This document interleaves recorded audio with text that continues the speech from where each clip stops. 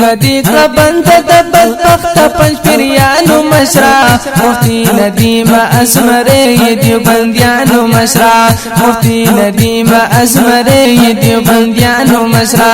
ندی کبند د بدبخت پنج پیریانو مشرا مفتی ندیم اسمره دیوبندیانو مشرا مفتی ندیم اسمره دیوبندیانو مشرا هر پنج پیری لدی په هر میدان شکست ورکړي هر پنج پیری لدی په هر میدان شکست ورکړي مفتی حرام کړلو د ټولو گمراهانو مشرا مفتی ندیم اسمره دیوبندیانو مشرا مفتی ندیم اسمره دیوبندیانو مشرا